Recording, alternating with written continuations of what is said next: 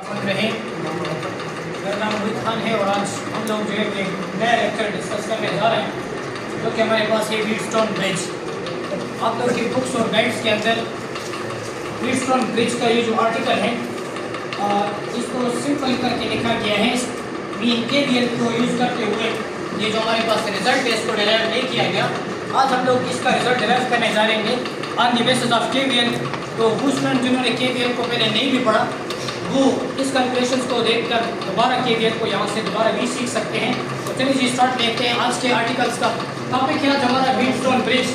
तो आप लोग इसके हीट से मिलकर बनाए गए हैं, पुल नहीं है बल्कि ये हमारे पास एक इलेक्ट्रॉनिक सर्किट है जिसको फर्स्ट टाइम चार्ल्स व्हीटस्टोन ने डिज़ाइन किया था। उसके नाम के ऊपर इसका नाम रखा गया है। क्लियर है? अच्छा, इसके बाद अगर हम इसकी पर्पस की तरफ जाएं, याद रखिए it is used to find unknown resistance. हम एक अननोन रेजिस्टेंस की वैल्यू को कैलकुलेट कर सकते हैं। एक ऐसा इलेक्ट्रॉनिक सर्किट है जिसको यूज़ करते हुए हम किसी अननोन रेजिस्टेंस की वैल्यू को आसानी से कैलकुलेट कर सकते हैं। और इस आर्टिकल को पढ़ाने के बाद मैं आपको एक्सरसाइज का न्यूमेरिकल नंबर 11 प्लस एक्सरसाइज के एक शॉर्ट क्वेश्चन का आंसर भी देने जा रहा हूँ। जरा गौर करना है आप लोगों ने। अगर हम लोग इसकी बेसिक प्रिंसिपल की तरफ जाएं तो याद रखिए स्टूडेंट इसका जो बेसिक प्रिंसिपल है दैट इज बैलेंसिंग कंडीशन। याद रखिए बैलेंसिंग कंडीशंस के लिए हमारे पास ये रिजल्ट होता है। मैथमेटिक्स इसकी ये है R1 divided by R2 is equal to R3 divided by R4। आपके बुक में इसको PQRS की वैल्यू से नाम जो है वो नाम दिए गए हैं। अगर हम इसकी कंस्ट्रक्शंस की तरफ जाएं, बैलेंसिंग कंडीशंस की तरफ मैं आ रहा हूँ लेकिन उससे पहले जरा इसकी आप कंस्ट्रक्शंस को जूम करके देख सकते हैं। कंस्ट्रक्शन में अगर हम बात करें यहाँ पर डायग्राम्स को देख लें तो एक कंसिस्ट ऑफ 4 रेजिस्टर्स। इसमें हमारे पास कितने रेजिस्टर लगाए गए हैं? 4 रेजिस्टर लगाए गए हैं। That is R1, R2, R3 और R4। इनको इस तरीके से लगाया गया है कि हमारे पास एक क्लोज लूप बना रहा है और वो लूप कौन सा बन रहा है? That is A, B, C, D, A।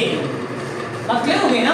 यहाँ पर मैंने लिखा it consist of 4 resistors R1, R2, R3, R4 which are connected in such a way that it form a closed loop। क्या बना रहा है ये? एक closed loop बना रहा है और उस लूप का नाम क्या बन रहा है? A, B, C, D, A। बात clear? A galvanometer is connected between point B and D। अब जरा देख लें यहाँ पे डायग्राम में गैल्वानोमीटर लगाया गया है। कहाँ पर? पॉइंट बी और डी के दरमियान। याद रखिए इस सर्किट्स के अंदर गैल्वानोमीटर एक्ट करता है एज अ ब्रिज। बेसिकली याद रखिए स्टूडेंट्स ब्रिज का फंक्शन होता है दो पॉइंट्स को आपस में मिलाना। यहाँ पर पॉइंट बी को डी के साथ कौन मिला रहा है? गैल्वानोमीटर। लिहाजा ये एक्ट कर रहा है एज अ ब्रिज, इसीलिए आर्टिकल्स को नाम दिया गया व्हीटस्टोन ब्रिज। बात क्लियर हो गई? अच्छा, यहाँ पर जरा गौर कर लें। A battery and switch is connected between point A and C। अगर आप लोग यहाँ पर डायग्राम्स में देखें तो देखें यहाँ पर point A और C के दरमियान हमने बैटरी लगाई है प्लस स्विच लगाया गया है। This is open switch. याद रखने के साथ ये ओपन स्विच है। ये सिंपल स्विच की कंस्ट्रक्शन है।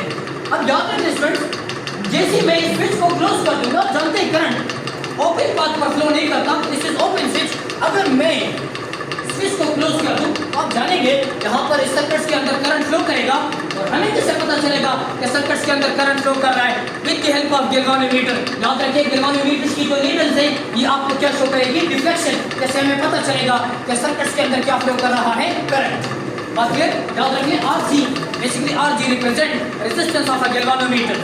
RG हमारे पास क्या है? ये रेजिस्टर है किस चीज की? गैल्वानोमीटर की। अब याद रखिए हमने वो कंडीशंस ढूंढी है कि जिसमें पॉइंट बी से डी की तरफ कोई करंट न जाए। याद रख लें इसके लिए हमें क्या करना पड़ेगा? ये जो रेजिस्टर लगाए गए हैं इसकी वैल्यू फिक्स नहीं होती, ये वेरिएबल रेजिस्टेंस है। वेरिएबल रेजिस्टेंस की वैल्यू को हम चेंज करेंगे और वो कंडीशन ढूंढेंगे जिसमें पॉइंट बी से डी की तरफ कोई करंट फ्लो न करे। और जब कोई करंट फ्लो नहीं करेगा तो hence galvanometers will shows no deflection. याद रखिए इस कंडीशन को हम लोग नाम देते हैं बैलेंसिंग कंडीशन। और वो तब होगा जब पॉइंट बी से डी की तरफ कोई करंट फ्लो नहीं करेगा। आप लोग ओम्स लॉ पढ़ चुके हैं। करंट को मूव करने के लिए पोटेंशियल डिफरेंस का होना मस्ट है। और याद रखिए अगर पॉइंट बी का पोटेंशियल और पॉइंट डी का पोटेंशियल सेम हो जाए इस केस में कोई पोटेंशियल डिफरेंस नहीं रहेगा और फिर सच कंडीशंस में कोई करंट फ्लो नहीं करेगा। And Wheatstone bridge is said to be balanced और नोन एज बैलेंसिंग कंडीशंस। यहाँ पर ये पॉइंट्स मैंने लिखा। When switch is closed current flows in a circuit Wheatstone bridge is balanced then no current flows between point B and D having same potential called balancing condition. इस case में याद रख लें I1 must be equal to I2 और अगर कोई फर्क ही ना हो तो मैं I1 या I2 की जगह पर क्या लिखूंगा I। तो जरा गौर कर लें, याद रख लें यहाँ पे। अब जरा मैं इसको सॉल्व करूंगा बाय यूजिंग KVL, ताकि KVL को आप एक मरतबा फिर पढ़ लें और आपको KVL जो है वो दोबारा क्लियर हो जाए। तो जरा टॉपिक की तरफ मूव करते हैं। याद रखते हैं यहाँ पर हमारे पास दो लूप बन रहे हैं। आप लोग जानते हैं KVL को कल बताया था कल के लेक्चर्स में। KVL को यूज करने से पहला जो हमारे पास कंडीशन है वो ये है कि assume the direction of current, और मैंने कहा था it will be on your own choice, कि आप अपनी मर्जी के मुताबिक ले सकते हैं। लेट्स करें, मैंने करंट की डायरेक्शन यहाँ पर ले लीजिए क्लॉकवाइज। यहाँ का करंट आ जाएगा I1 और इस लूप का करंट हमारे पास होगा I2। बात क्लियर है? ये पॉइंट क्लियर है? अच्छा, और यहाँ पर मैंने करंट की डायरेक्शन ले ली। यहाँ पर इस लूप का करंट है I1 और इस लूप का करंट मैंने क्या ले लिया I2। अब जरा मैं पहला लूप ही ले लेता हूँ। पहला लूप हमारे पास ये बनेगा A B D और A। ये देखिए फर्स्ट लूप कौन सा बन रहा है हमारे पास जी? A B D और A। This is the close loop. Clear हुआ? और दूसरा लूप हमारे पास ये बनेगा B C D D। कितने लूप आ जाएंगे? दो लूप। और पहला पॉइंट ये है कि आपने करंट की डायरेक्शन को एज्यूम करना है और मैंने करंट की डायरेक्शन क्लॉकवाइज एज्यूम कर ली है दोनों लूप्स के अंदर। अब जरा याद रखिए KVL को मैं यूज करने जा रहा हूँ। तो KVL क्या कहता है कि आप जितने भी पोटेंशियल के चेंजेस आ रहे हैं in a closed loop must be equal to 0।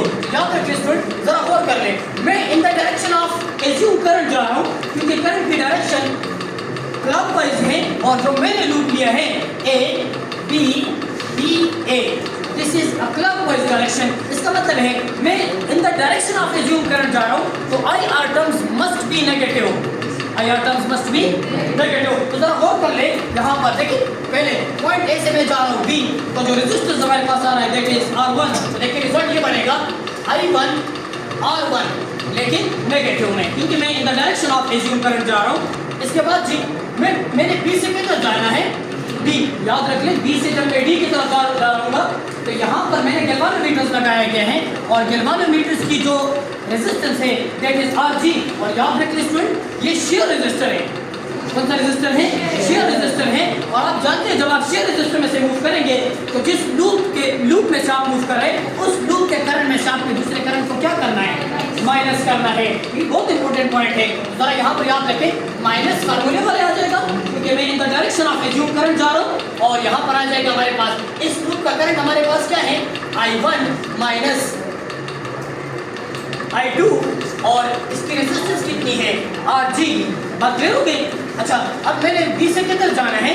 Point A की तरफ। तो देखिए मैं in the direction of assume current जा रहा हूँ तो यहाँ जाएगा माइनस I1 R क्या हो जाएगा? 3। और इन सब का आप अगर सम ले लें it must be equal to 0। लेकिन याद रख लें फॉर बैलेंसिंग कंडीशन, कौन से कंडीशंस के लिए? बैलेंसिंग कंडीशंस के लिए याद रख लें, बोर्ड को जरा फोकस करें। फॉर बैलेंसिंग कंडीशंस के लिए आपने ये कहा था कि पॉइंट B से D की तरफ कोई करंट फ्लो नहीं करेगा और आप जानते हैं पॉइंट B से D की तरफ टोटल करंट कितना आ रहा है? I1 minus I2।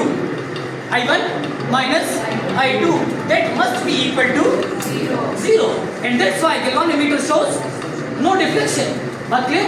तो यहाँ पर अगर ये 0 है तो ये देखें ये माइनस से इधर जाएगा प्लस हो जाएगा तो रिजल्ट बनेगा I1 is equal to I2। I1 is equal to I2 mean अब फर्क ना रहा तो मैं इसकी जगह पर क्या लिख सकता हूँ? I। बात क्लियर है? तो जरा गौर कर ले, यहाँ पर ये देखिए जी माइनस I1 R1 माइनस, यहाँ पर मैं क्या लिख सकता हूँ? I ना, तो I माइनस I 0 और ये सारा टर्म क्या हो जाएगा? 0 हो जाएगा। तो देखिए यहाँ पर ये माइनस से उधर गया, ये रिजल्ट मेरे पास बनेगा I1 R3। Call this number 1, call this number, ये पहला लूप हो गया। अब जरा दूसरा लूप देख ले, लूप कौन सा है? B जी बोले C D और दोबारा B। अब क्लियर हो गए ना? इसका मतलब है मैंने जो लूप लिया है मैं in the direction of assume current जा रहा हूँ, याद रखिए स्टूडेंट्स यहाँ पर IR terms must be negative. बात क्लियर है? तो जरा गौर कर लें, B से मैं किधर जा रहा हूँ, C, तो जो यहाँ पर रेजिस्टर है वो R2 है और इस लूप का करंट I2 है, ये बनेगा जी I2 R2, लेकिन किसमें आएगा, माइनस में। क्यों? इन the direction of assume current जा रहा हूँ। तो इसके बाद जी C से मैंने जाना है D, तो रिजल्ट बनेगा माइनस I2 R4। बात क्लियर? अब मेरे D से किधर जाना है, B, याद रखिए फिर ये शेयर रजिस्टर आ रहा है, फिर क्या करेंगे, माइनस फार्मूले वाला और यहाँ पर आएगा I2 माइनस I1 और साथ में क्या बन जाएगा RG and that must be equal to 0। याद रख लें, जरा यहाँ पर देखें, minus I2 R2 minus I2 R4 और अगर यहाँ पर मैं I1 या I2 की जगह पर I पुट कर दूं तो सारा रिजल्ट क्या हो जाएगा, 0। तो it must be equal to, step की समझ आएगी? जरा गौर कर ले, यहाँ पे I2 R4 I2 R2 ये माइनस से उधर गया प्लस, तो रिजल्ट क्या बनेगा, I2 R4 माइनस उधर जाकर क्या हो जाएगा, प्लस हो जाएगा। तो देखिए मेरे पास रिजल्ट बनेगा I2 R4 और इसको मैंने इक्वेशन नंबर 2 का नाम दे दिया। तो इशू अब तक ठीक है? अब याद रख लें, डिवाइडिंग इक्वेशन 1 बाय 2, इक्वेशन 1 को आप डिवाइड कर दें किसके ऊपर, 2 के ऊपर। याद रखिए लेफ्ट साइड को लेफ्ट पर डिवाइड करेंगे और राइट साइड को राइट के ऊपर डिवाइड करेंगे, लेकिन मेरे पास रिजल्ट बनेगा I1 R1 माइनस ये is equal to I1 R3 divided by, यहाँ पर देखें I2 R2, लेकिन किस में आएगा, माइनस में, और यहाँ पर क्या जाएगा I2 R4। याद रखिए I1 किसके बराबर था, I2 which is equal to I, यहाँ पर मैं इसको I लिख सकता हूँ। ये देखिए माइनस माइनस के साथ कैंसिल, I के साथ कैंसिल, I के साथ कैंसिल। देखिए मेरे पास रिजल्ट बना R1 divided by R2 which is equal to R3 divided by R4। This is the balancing condition, this is the balancing conditions। ये मेरे पास balancing conditions आ गई। अब याद रख लें, मैंने आप लोगों को इसका पर्पस बताया था कि इसको यूज करते हुए हम क्या कर सकते हैं, अननोन रेजिस्टेंस की वैल्यू मालूम कर सकते हैं। आप लोग का एक्सरसाइज का न्यूमेरिकल नंबर 11 है, केपीके कोर्स के अंदर 11 जो न्यूमेरिकल है उसमें वो आपको बता रहे हैं कि हमारे पास 3 रेजिस्टेंस हैं, दैट इज R1 इसकी वैल्यू है 75, R2 75 और R3 भी है 75। What will be R4? So this is unknown resistance। ये कौन सा रेजिस्टेंस है?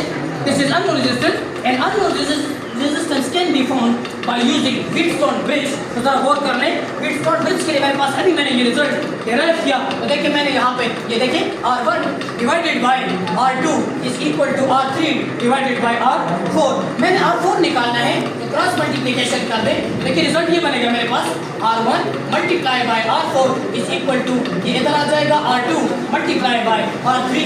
R4 मालूम करना है, R1 मल्टीप्लाई है इधर आएगा डिवाइड, तो देखिए रिजल्ट ये बनेगा R4 is equal to R2 multiply by R3 divided by R1। तो देखिए वैल्यू पुट कर दें, तो अगर मैं यहाँ पर वैल्यू पुट कर दूँ तो देखिए 75 मल्टीप्लाई बाय 75 डिवाइडेड बाय 75, ये दोनों क्या हो जाएंगे, कैंसिल। तो R4 is equal to 75 ohm. This is the value of unknown resistance जो कि आपके एक्सरसाइज का न्यूमेरिकल नंबर 11 है। उम्मीद करता हूँ आर्टिकल क्लियर हो।